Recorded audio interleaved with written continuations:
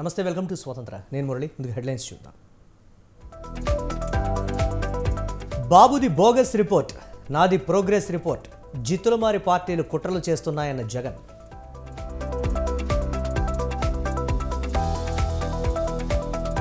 నాకు అనుభవం ఉంది, పవన్కు పవర్ ఉంది. రానున్న ఎన్నికల్లో జగన్ను ఇంటికి పంపించాలన్న బాబు.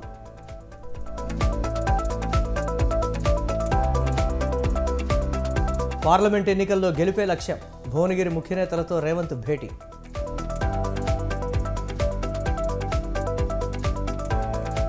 రేవంత్ రెడ్డి 5 ఏళ్లు సీఎంగా ఉండాలని కోరుకుంటున్నా, ప్రభుత్వాన్ని పడగొట్టే ఆలోచన లేదన్న కేటీఆర్.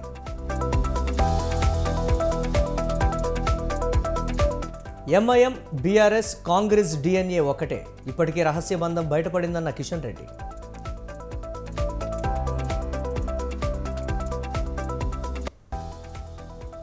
డిఎంకే అహంకారంలో మునిగిపోయింది, విభజన రాజకీయాలకు పాల్పడుతోందన్న మోదీ. లాభాల్లో ముగిసిన స్టాక్ మార్కెట్లు, తొలిసారి 75,000 దాటిన సెన్సెక్స్.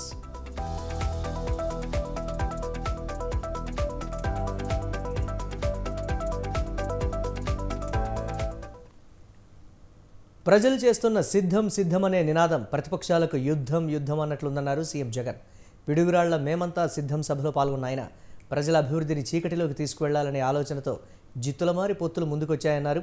వచ్చే ఎన్నికలు జగన్కు చంద్రబాబుకు జరిగే ఎన్నికలు కాదన్న ఆయన పేద ప్రజలకు చంద్రబాబుకు జరిగే ఎన్నికలన్నారు. జాబు రావాలంటే ఫ్యాన్ రావాలా లేక తుప్పు పట్టిన సైకిల్ రావాలా అని ఆయన ప్రశ్నించారు. చంద్రబాబుది బోగస్ రిపోర్ట్, జగన్ది ప్రోగ్రెస్ రిపోర్ట్ అని తెలిపారు. తాము మళ్లీ అధికారంలోకి వస్తే ఇప్పుడున్న పథకాలన్నీ కొనసాగుతాయన్నారు.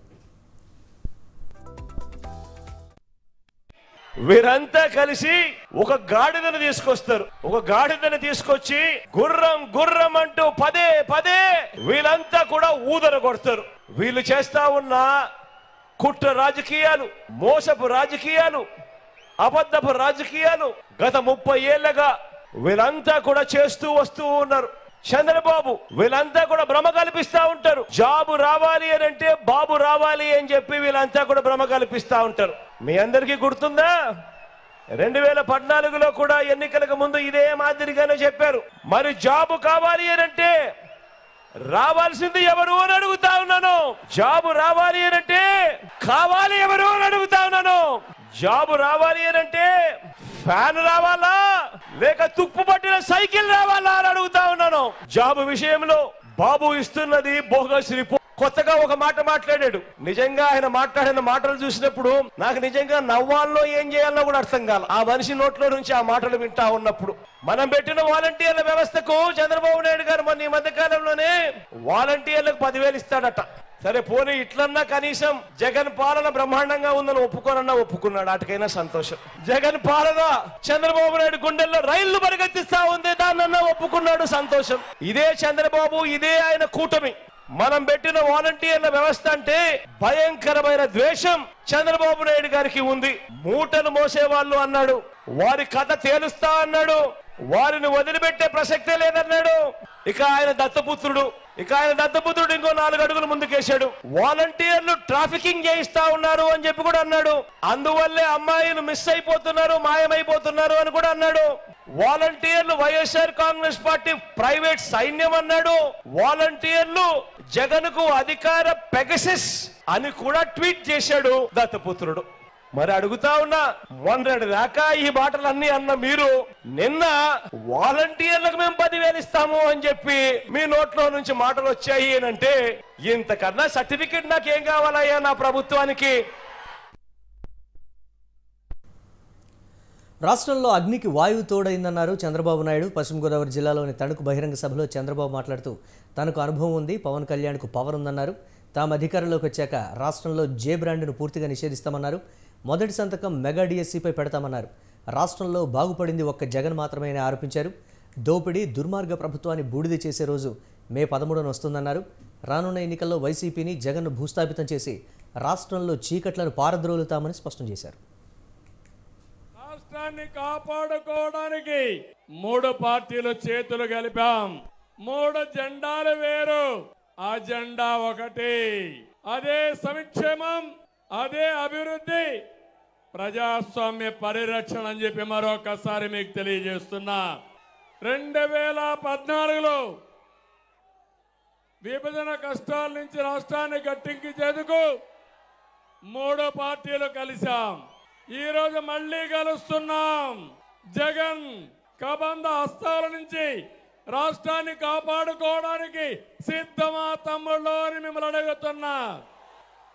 కలిసింది మామూలు వ్యక్తులు కాదు, అనుభవం నేను, తపనున్న పవన్ కళ్యాణ్ గారు దేశాన్ని ప్రపంచ పటంలో పెట్టాలని, నెంబర్ 1 దేశంగా తయారు చేయాలని పనిచేసే నరేంద్ర మోడీ గారు కలిశాం.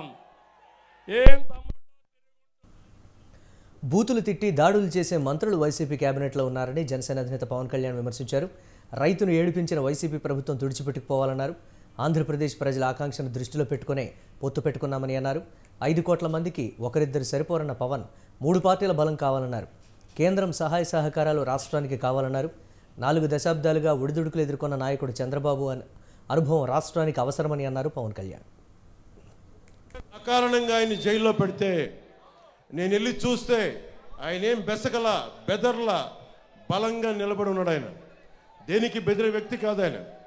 కానీ నాకు అనిపించింది, ఏదైతే మాట ఇచ్చానో 2021లో వైసీపీ వ్యతిరేక ఓటు చీలకూడదని చెప్పి నేను పదే చెప్పాను. అదే మాట మీద కేంద్ర నాయకత్వానికి తెలియజేశాను. నేను తగ్గాను. నన్ను కావాలంటే విమర్శించారు. ఎందుకు నిలబడ్డానంటే ఆంధ్రప్రదేశ్ యువత, ఆంధ్రప్రదేశ్ భవిష్యత్తు పాడవకుండా ఉండాలంటే నేను ఒక పిసరు తగ్గితే నేనేం తగ్గిపోను.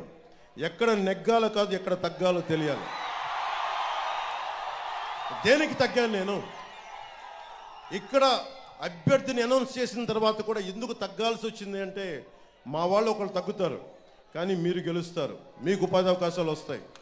అది దృష్టిలో పెట్టుకొని నేను తగ్గాను తప్ప పార్టీని తగ్గించాలని కానీ కూడా కాదు. నేను ఈ పొత్తుకి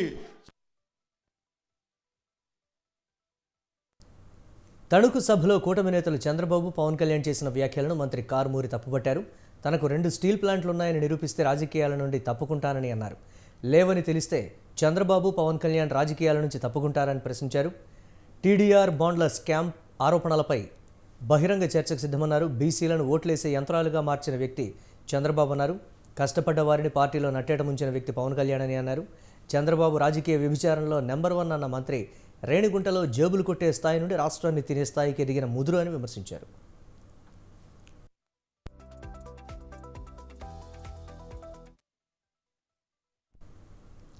కేంద్ర ప్రభుత్వంపై తిరుపతి పార్లమెంట్ కాంగ్రెస్ అభ్యర్థి చింతామోహన్ తీవ్ర విమర్శలు చేశారు.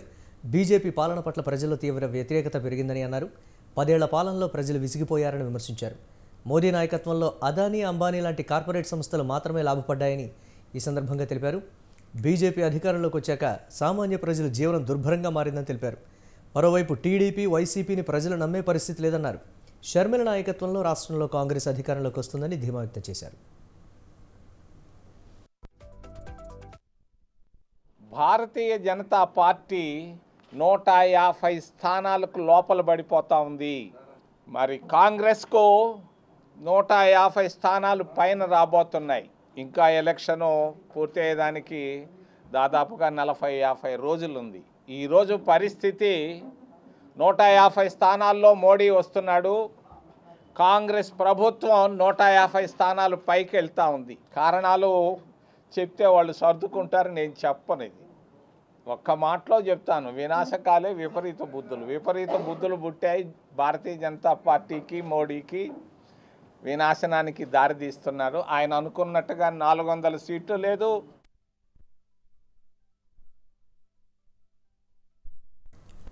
మంత్రి కాకాణి గోవర్ధన్ రెడ్డిపై సోమిరెడ్డి చంద్రమోహన్ రెడ్డి మండిపడ్డారు. ఉమ్మడి నెల్లూరు జిల్లా సర్వేపల్లి నియోజకవర్గంలో భారీ కుంభకోణం జరిగిందని ఆరోపించారు.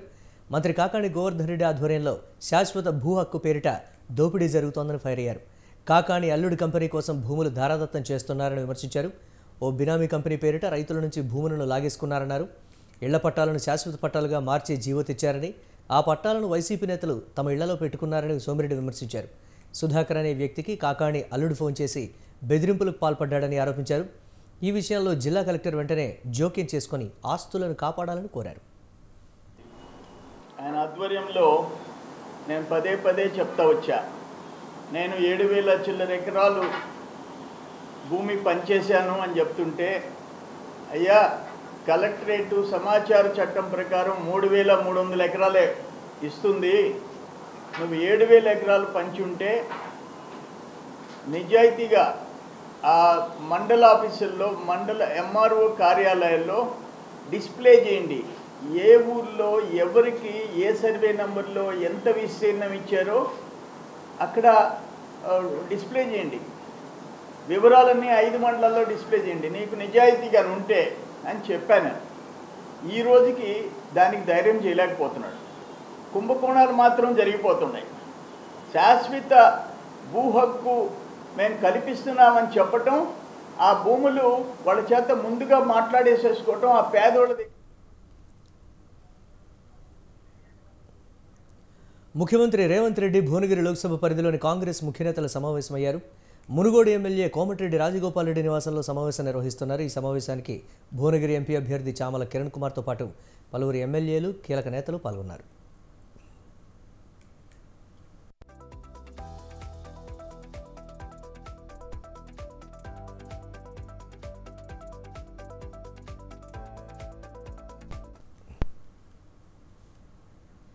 వచ్చే లోక్సభ ఎన్నికల్లో తెలంగాణలో కాంగ్రెస్ను 14 సీట్లలో గెలిపించడమే లక్ష్యంగా పెట్టుకున్నారు ముఖ్యమంత్రి రేవంత్ రెడ్డి.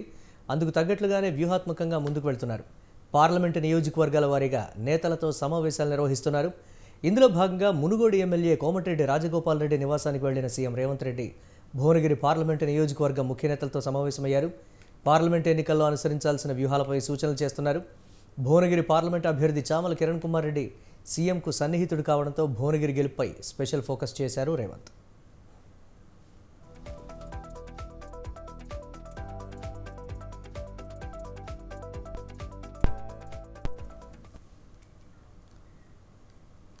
సీఎం రేవంత్ రెడ్డిపై తీవ్రస్థాయిలో విమర్శలు సంధించారు మాజీ మంత్రి కేటీఆర్. ఫోన్ ట్యాపింగ్ మీద పెట్టిన శ్రద్ధ వాటర్ ట్యాప్స్ మీద పెట్టాలని ఫైర్ అయ్యారు. మల్కాజ్గిరిలో డమ్మీ క్యాండిడేట్ను ఓడించి కాంగ్రెస్కు బుద్ధి చెప్పాలని వ్యంగ్యాస్త్రాలు విసిరారు. ఒక్కసారి ఓటేస్తే ఎంతో నష్టం జరిగిందని విమర్శలు గుప్పించారు. గ్యారెంటీలు అన్నాడు, 100 రోజుల్లోనే 6 గ్యారెంటీలు అన్నాడు. రైతులకు ఇచ్చిన ఒక్క హామీ కూడా అమలు చేయలే. 2 లక్షల రుణమాఫీ అమలు కాలే.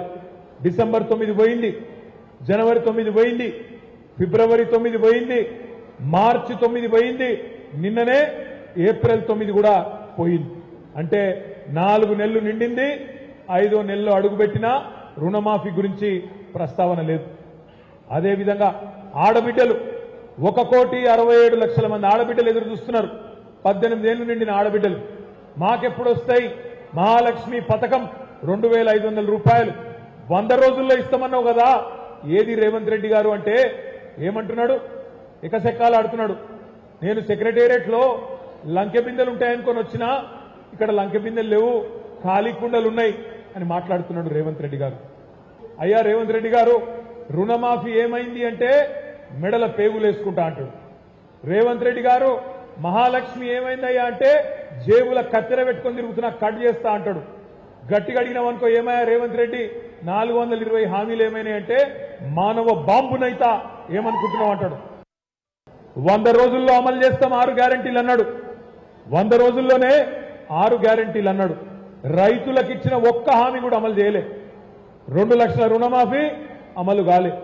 డిసెంబర్ 9 పోయింది, జనవరి 9. సీఎం రేవంత్ రెడ్డిపై బీఆర్ఎస్ నేత హరీష్ రావు ఘాటు వ్యాఖ్యలు చేశారు. రైతులను కేసీఆర్ పరామర్శిస్తే తట్టుకోలేక సీఎం రేవంత్ ఇష్టం వచ్చినట్లు మాట్లాడుతున్నారని ఫైర్ అయ్యారు. ముఖ్యమంత్రివా లేక చెడ్డీ గ్యాంగ్ లీడర్వా అంటూ ప్రశ్నించారు. ఎన్నికల ముందు నోటితో తీయగా మాట్లాడిన రేవంత్ ఇప్పుడు నొసటితో వెక్కిరిస్తున్నారని అన్నారు.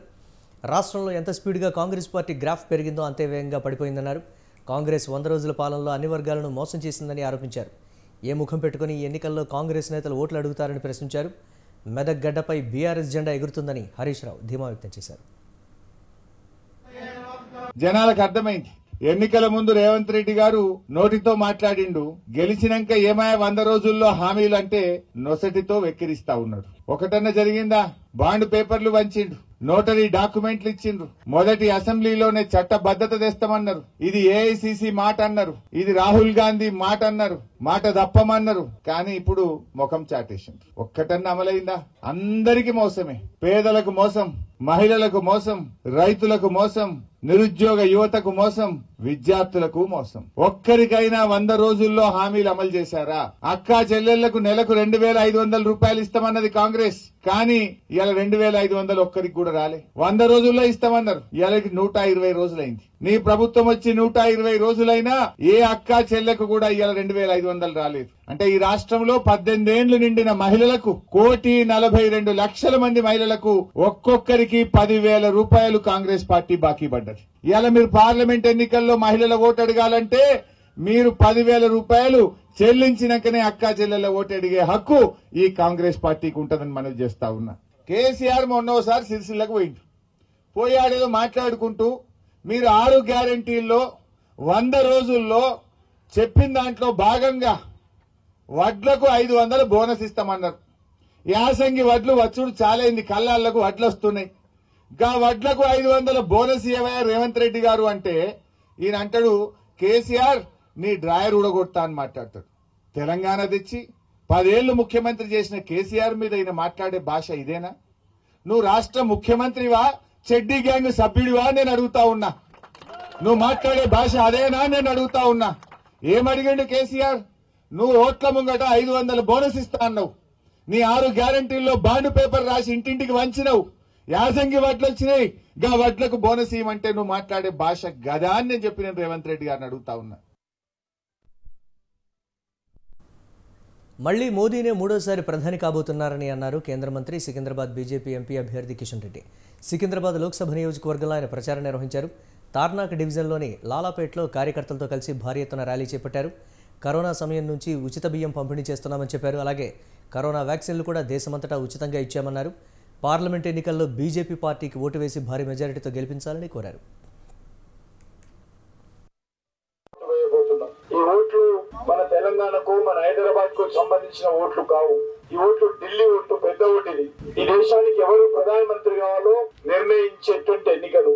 ఈ దేశం ఎవరి చేతులైతే భద్రంగా ఉంటుందో, ఎవరి చేతులైతే శాంతిగా ఉంటుందో, ఎవరి చేతులైతే దేశం అభివృద్ధి చెందుతుందో దానికి సంబంధించినటువంటి ఎన్నికలు. కాబట్టి మీ అందరినీ కోరుతా ఉన్నాం, ఈ ఎన్నికలు నరేంద్ర మోడీ గారిని మళ్ళీ ప్రధాని చేయడం కోసము మనమందరం కూడా నరేంద్ర మోడీ గారిని ఆశీర్వదించాలి.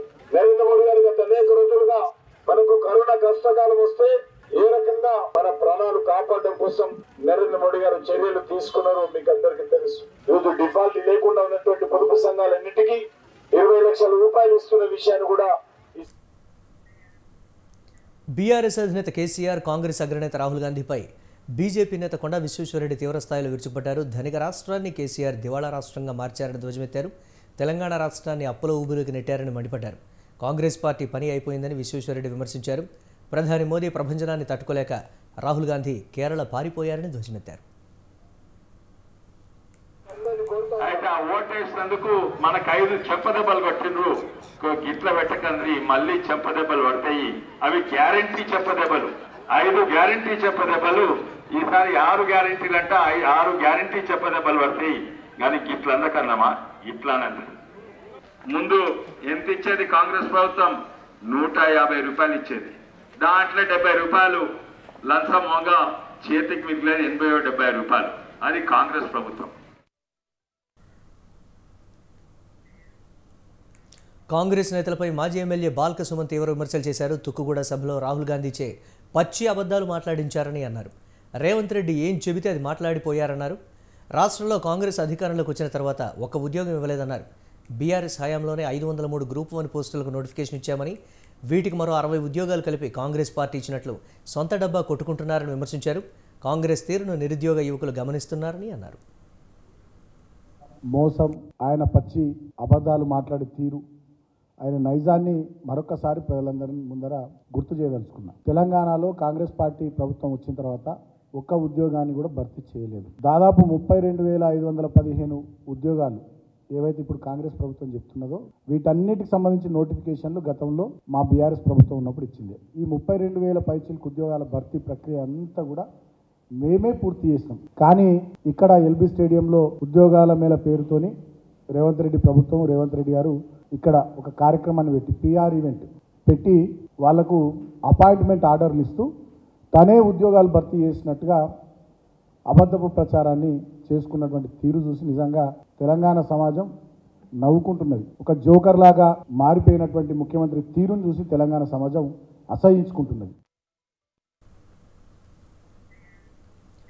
జనసేన స్టార్ క్యాంపెయినర్లను పవన్ కళ్యాణ్ ప్రకటించారు. జాబితాలో సినీ నటులు, టీవీ నటులు, క్రికెటర్లు ఉన్నారు. ఇటీవల జనసేన పార్టీలో చేరిన అంబటి రాయుడును స్టార్ క్యాంపెయినర్గా పవన్ కళ్యాణ్ ఎంపిక చేశారు. అంబటి రాయుడితో పాటు పవన్ కళ్యాణ్ సోదరుడు నాగబాబు, కొరియోగ్రాఫర్ జానీ, నటులు సాగర్, పృథ్వీ, హైపరాది, గెటప్ శ్రీను స్టార్ క్యాంపెయినర్లుగా ప్రచారంలో పాల్గొననున్నారు. మరోవైపు మచిలీపట్నం పార్లమెంట్ ఎన్నికల నిర్వహణ కమిటీని పవన్ కళ్యాణ్ ప్రకటించారు. బండి రామకృష్ణ కార్యదర్శిగా, సభ్యులుగా అక్కల రామ్మోహన్ రావు, పంచకర్ల సందీప్, బోని పార్వతి, చిలకలపూడి పాపారావు, బాడిత శంకర్, అజయ్ వర్మ ఠాకూర్ కొనసాగుతారని వెల్లడించారు.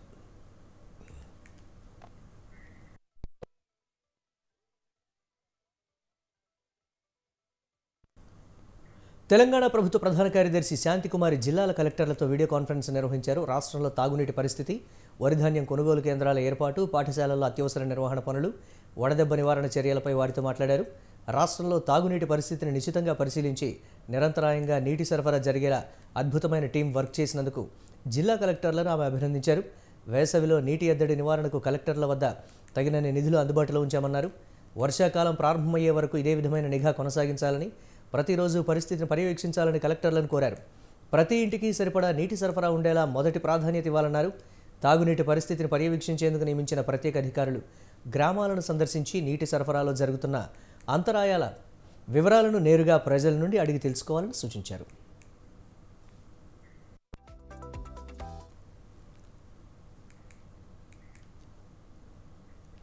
ఢిల్లీ లిక్కర్ కేసులో అరెస్ట్ అయిన కవితను సిబిఐ ప్రశ్నించడంపై ఎమ్మెల్సీ కవితను వేసిన పిటిషన్ విచారణను రౌజ్ అవెన్యూ కోర్టు వాయిదా వేసింది. సిబిఐ రిప్లై తమకు అందలేదని కోర్టుకు తెలిపారు కవిత తరపు లాయర్. శనివారమే కవితను ప్రశ్నించినట్లు సిబిఐ కోర్టు తెలిపింది. కవితను ప్రశ్నించే అంశంపై ఎలాంటి రిప్లై ఫైల్ చేయడం లేదని కోర్టుకు తెలిపింది సిబిఐ. భవిష్యత్తులో జరిగే విచారణకు సంబంధించి ముందస్తుగా అనుమతి తీసుకోవాలని జడ్జి ఆదేశించారు. సిబిఐ రిప్లై ఇవ్వకపోవడంపై వాదనలు వినిపిస్తామని కవిత తరపు న్యాయవాది కోరగా తదుపరి విచారణ ఈ నెల 26కు వాయిదా వేసింది Rouse Avenue court.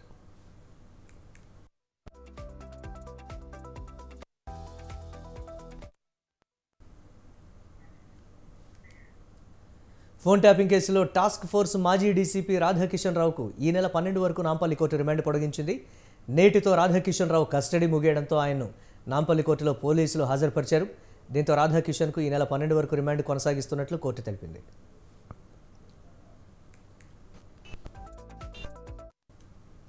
Phone tapping కేసులో అరెస్ట్ అయిన రాధాకిషన్ను దాదాపు వారం రోజుల పాటు పోలీసులు కస్టడీలోకి తీసుకుని ప్రశ్నించారు. ఆయన ఇచ్చిన సమాచారం ఆధారంగా మరికొంతమందిని ప్రశ్నిస్తున్నారు. ఫోన్ ట్యాపింగ్ వ్యవహారంలో రాధాకిషన్ కన్వెన్షన్ కీలకంగా మారనుంది. గత ప్రభుత్వ హయాంలో అప్పటి special intelligence branch chief Prabhakar Rao కీలక పాత్రధారిగా సాగిన ఈ వ్యవహారంలో సూత్రధారుల డొంక కదిలింది. బీఆర్ఎస్కు చెందిన 10 మందికి పైగా నేతలు ఫోన్ ట్యాపింగ్ వ్యవహారంలో కీలకంగా వ్యవహరించినట్లు రాధాకిషన్ రావు విచారణలో వెల్లడైనట్లు తెలుస్తోంది.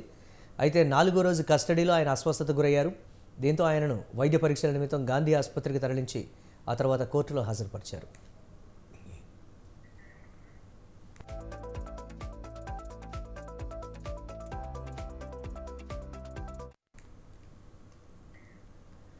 నాయకత్వం అరెస్ట్ అయి జైల్లో ఉన్న ఆమ్ ఆద్మీ పార్టీకి ఎన్నికల వేళ మరో షాక్ తగిలింది.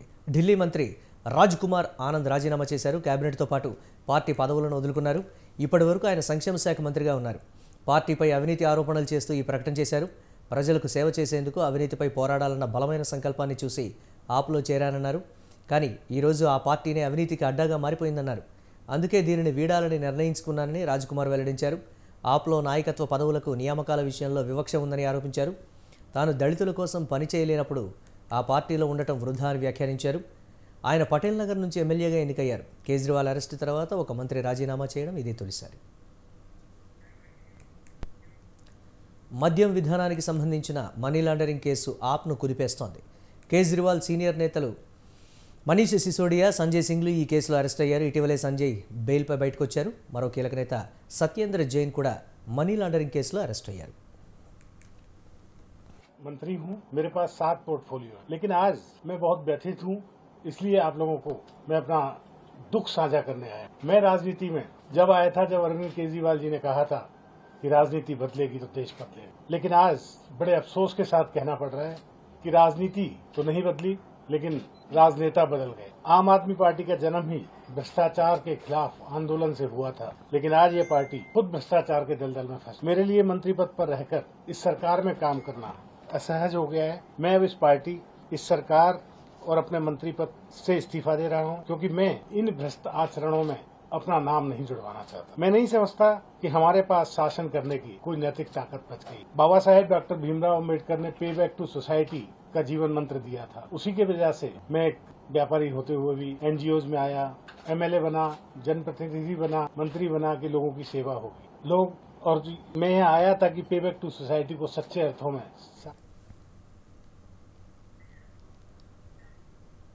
బీజేపీపై కాంగ్రెస్ నేత రాహుల్ గాంధీ తీవ్ర విమర్శలు చేశారు. రాజకీయ వేదికలపై పదే పదే అబద్ధాలు చెప్పడం వల్ల చరిత్ర మారదని అన్నారు. ఎవరు దేశభక్తుడో, ఎవరు ద్రోహం చేశారో చరిత్రే సాక్షి అంటూ ట్వీట్ చేశారు. అన్న ఈ ఎన్నికలు 2 సిద్ధాంతాల మధ్య పోరు అని అన్నారు. ఒకవైపు భారతదేశాన్ని ఎప్పుడూ సమైక్యంగా ఉంచిన కాంగ్రెస్ ఉంటే, మరోవైపు ప్రజలను విభజించడానికి ప్రయత్నిస్తున్న వారున్నారని పేర్కొన్నారు. దేశాన్ని విభజించిన శక్తులతో ఎవరు చేతులు కలిపారు, దేశ సమైక్యత, స్వాతంత్ర్యం కోసం ఎవరు పోరాడారో చరిత్రే సాక్షి అని తెలిపారు.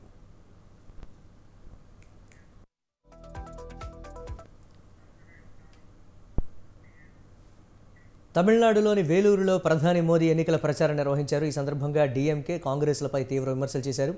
కచ్చతీవు ద్వీపాన్ని కాంగ్రెస్ ప్రభుత్వం శ్రీలంకకు ఇచ్చిందని ఆరోపించారు. కచ్చతీవు ద్వీపం వివాదంపై కాంగ్రెస్ నేతలు నోరు విప్పరని విమర్శించారు. కచ్చతీవు శ్రీలంకకు ఇచ్చామని తమిళనాడు ప్రజలకు చెప్పరని అన్నారు. కచ్చతీవు ద్వీపం వద్దకు వెళ్లిన వేల మంది జాలర్లు అరెస్ట్ అయ్యారని తెలిపారు. తమిళనాడు జాలర్లను మా ప్రభుత్వం ఎప్పటికప్పుడు విడుదల చేయిస్తోందని మోదీ చెప్పారు. देश के लोगों को भाषा के नाम पर लड़ाती है, क्षेत्र के नाम पर लड़ाती है, धर्म और जाति के नाम पर लड़ाती है। डीएमके को पता है कि जिस दिन लोग डिवाइड एंड रूल की पॉलिटिक्स समझ गए, ये डीएमके को एक वोट नहीं मिलेगा, एक वोट। इसलिए ये लोग को आपस में लड़ाते हैं। मैंने भी ठान लिया है कि डीएम దేశీయ స్టాక్ మార్కెట్ సూచీలు లాభాల్లో ముగిశాయి. సెన్సెక్స్ ఉదయం 74,953 పాయింట్ల వద్ద లాభాల్లో ప్రారంభమైంది. రోజంతా లాభాల్లోనే కొనసాగింది. ఇంట్రాడేలో 74,807 నుంచి 75,105 మధ్య ట్రేడ్ అయిన సూచీ చివరకు 354 పాయింట్ల లాభంతో 75,038 వద్ద ముగిసింది. నిఫ్టీ సైతం 111 పాయింట్ల లాభంతో 22,753 వద్ద స్థిరపడింది. డాలర్తో రూపాయి మార్కం విలువ ₹83.19గా ఉంది.